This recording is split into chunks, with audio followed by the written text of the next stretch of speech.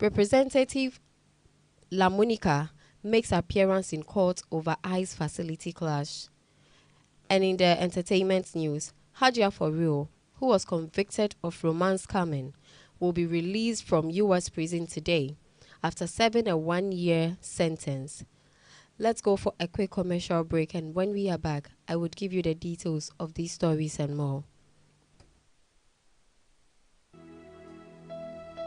Admission, admission, admission.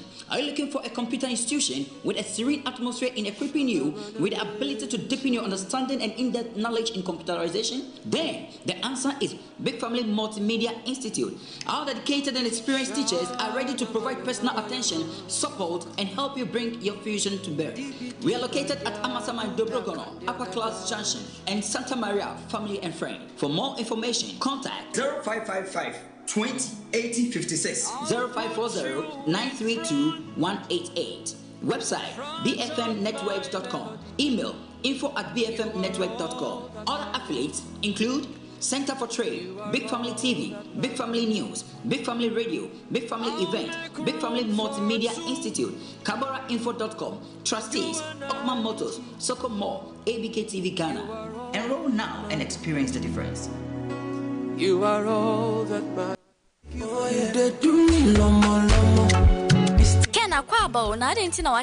Oh, so in my crowd traffic no moon sense. But they forget it. You better have cemetery. Hey, Chale, UPO silly and nice power. Shabaristas papi, kitchen cabinet, electrical works installation is also a very nice power. Where do you say you? If I butcher, Ghana hire, Ahunto AA Construction Works. Ahunto AA Construction. Just send a mid danger and nice engine and assassination. Ahunta Darman team if I complete. It is a open building company. Our Musi Diner one who dinner at Chenas as we fekahua. Ahunto AA Construction Works. Omuya dinosaur capitry work be a father and who be Ahunto AA betting I am. Oh, shall me kitchen cabinet no papa. A one who dinner AA Construction at Daramanti. Sebani plumbing works be a Ahunto AA Construction the Muslim. Shall me kitchen name a bathhouse. Plumbing works are in Ahunto AA Constructions. And a ban electrical installation and design works be a Ahunto AA Construction. Yamani City International Standard. Oh, that's very nice. Shetale Papa Biayeli. Paint is very nice and unique. When so Ahunto for a and a ban tile in painting works there. Ahunto AA Construction a master class. Quality POP barristers. And now fabrication of modern aluminium works are. For when it's true Ahunto AA Construction Works. Ahunto AA Construction Works so on bathroom doors,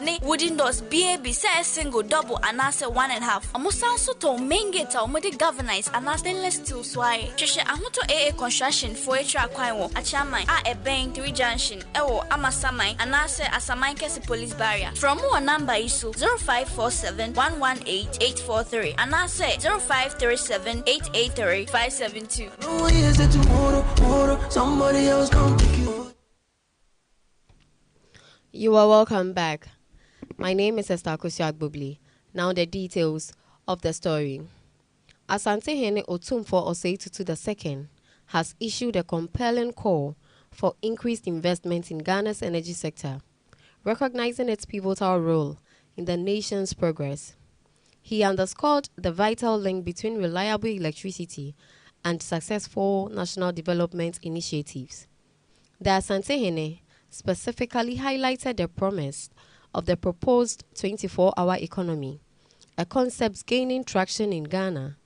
He believes consistent power is an indispensable element for its successful implementation. This appeal for investment was made during a productive meeting with officials from Dream Powerhouse Africa, a prominent solar energy company. The meeting, held at the Menchia Palace, served as a platform to discuss the energy sector's crucial contributions. Otumfo Osei Tutu II emphasized the urgent need for readily accessible and affordable power in rural communities across Ghana. He also stressed the necessity of efficient industrial operations, both of which are heavily reliant on a stable electricity supply.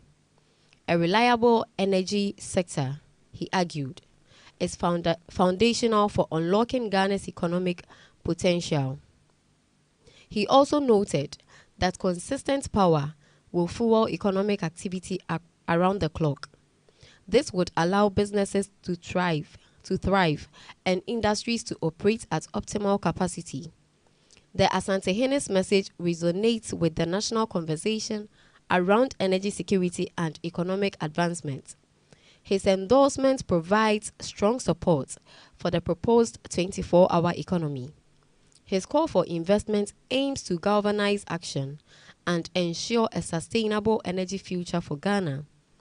This, he believes, will pave the way for a more prosperous and equitable nation.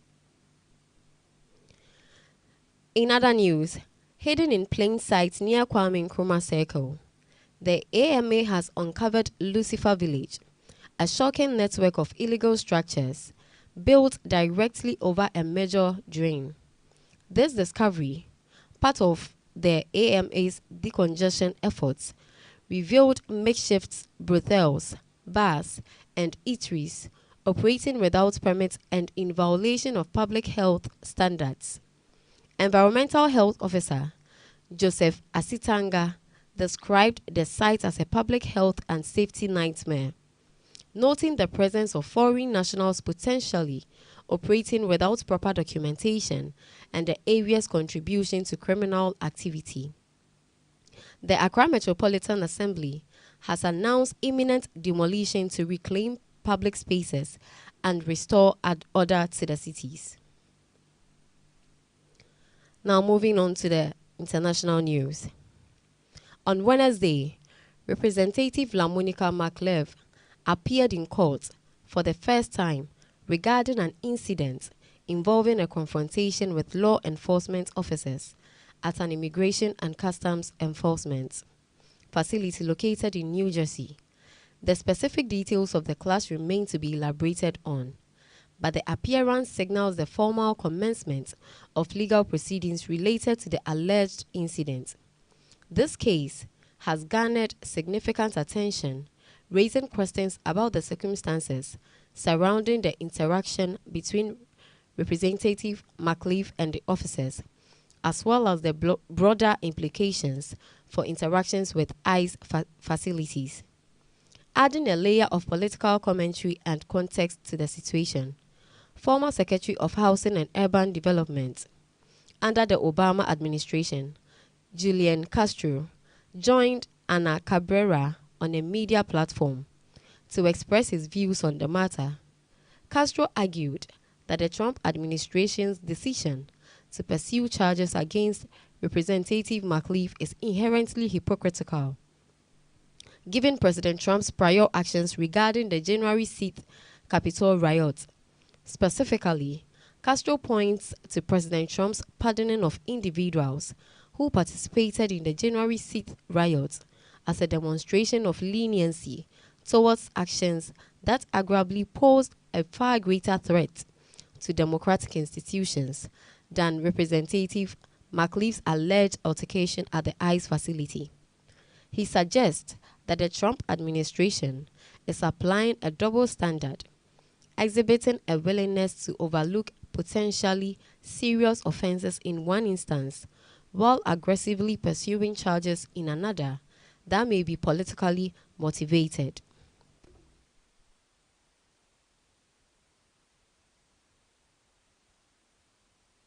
January 6 rioters who physically assaulted police officers, calling those assaults very minor incidents. The double standard seems glaringly obvious here, no? Well, it's hypocrisy of the highest order, Anna. And, I expect ultimately that these charges, if they go forward, they're going to be thrown out. But maybe most importantly, they're part of a disturbing pattern of political intimidation and trying to silence dissent in this country. We think about Judge Dugan in Wisconsin that was charged. Think about these student activists that were charged or had their visas removed for, among other things, writing an op-ed, expressing their opinion. The real effort here by Trump is to create a chilling effect, to show people if we can squelch even the most powerful people, even judges, even members of Congress, then you don't have any hope of dissenting against me or my administration. I think that's the real effort of this administration.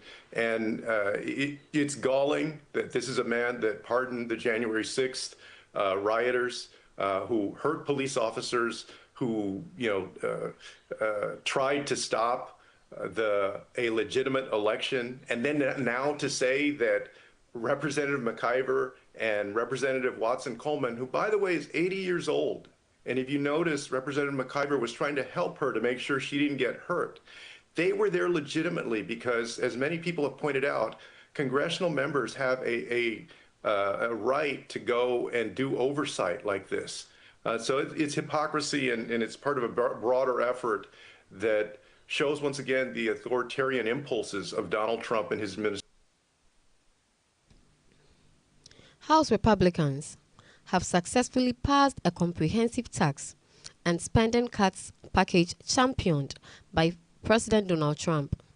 This legislative achievement represents a significant victory for both President Trump and Speaker of the House, Mike Johnson, solidifying their influence within the Republican Party and demonstrating their ability to garner support for key policy initiatives.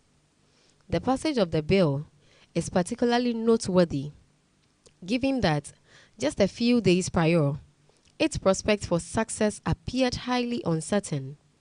This sudden turnaround highlights the intense negotiations, strategic maneuvering, and potentially significant compromises that were necessary to secure the required votes for approval.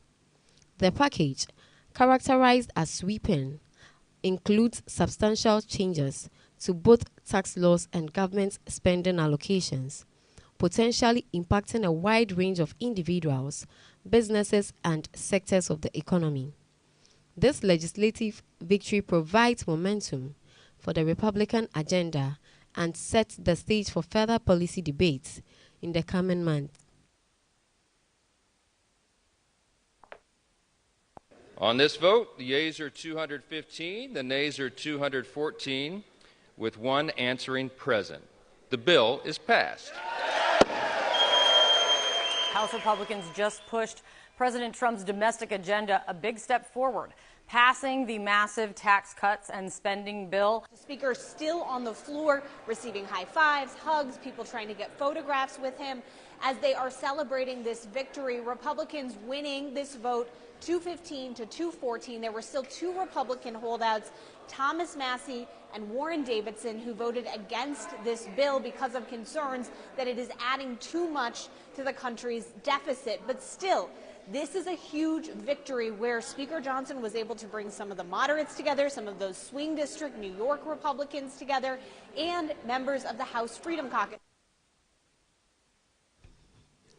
To end the international news, Bridget Brink, who previously served as the United States ambassador to Ukraine, revealed in an interview with Christiane Amanpour on CNN that her resignation from that prestigious diplomatic post was directly motivated by the actions and policies of the Trump administration concerning Russia. This statement suggests a significant disagreement or disapproval of the Trump administration's approach to U.S.-Russia relations and its potential impact on Ukraine, a nation with a complex and often tense relationship with Russia. Brink's decision to publicly cite the Trump administration's Russia policy as the reason for her resignation highlights the gravity of her concerns and underscores the potential ramifications of those policies on the U.S. foreign policy objectives, particularly in Eastern Europe. Her actions are indicative of a fundamental difference in strategic vision and approach, suggesting she believed the administration's actions compromised U.S. interests or undermined the support for Ukraine. The interview with Amanpour provided Brink with a platform to articulate her reasoning and bring greater public awareness to her concerns about the direction of the U.S. foreign policy under the Trump administration. It implies that she felt that her continued service would be at odds with her professional ethics on her commitment to the security and stability of Ukraine.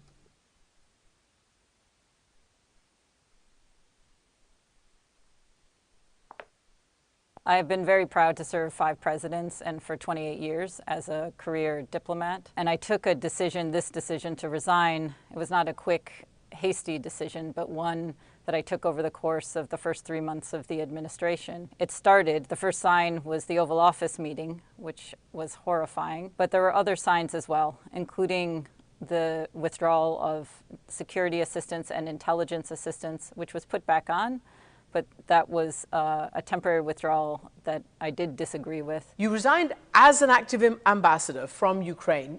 Tell me why. I fully agree that the war needs to end, but the policy since the beginning of the administration has been to put pressure on Ukraine as the victim rather than on Russia as the aggressor. And peace at any cost is not peace at all, it's appeasement. And we all know from history that appeasing aggressors only leads to more war. In the entertainment world, Mona Faiz Montrage, the Ghanaian socialite and musician, widely recognized as Hajia for Real, is scheduled for release on May 22nd, 2025, after serving a 1-year and 1-day sentence in the U.S. for her role in a romance scam. The U.S. Attorney's Office stated that Montrage was part of a West Africa-based criminal enterprise that defrauded vulnerable older Americans of over $2 million. Hajia for Real personally received fraudulent proceeds from about 40 victims using claims related to gold transports, fake FBI investigations, and a fictitious U.S. Army officer. In addition to her prison term, she was sentenced to 3 years of supervised release, ordered to forfeit $216,475 and pay $10,387 in restitution. To end the news, a recap of the top stories. The Asante has said that reliable electricity is crucial for a 24-hour economy. The Accra Metropolitan Assembly review illegal brothels and structures at Kwame Nkrumah Circle. In the international news, Representative McLeaves makes appearance in court over ICE facility clash. Sweeping tax and spending cuts approved by House Republicans. And in the entertainment news, Hajia for Real, who was convicted of romance scamming, will be released from U.S. prison today after serving a 1-year sentence. To acknowledge my sponsors, Williams Pub, Ahunto AA Construction Works, Dim Herbal, MB Cakes and Pastries, Ruth Fashion and Deco. A massive thank you to my producers. Thank you for joining News at 6. My name is Esther Akusiak-Bubli. Have a good evening. You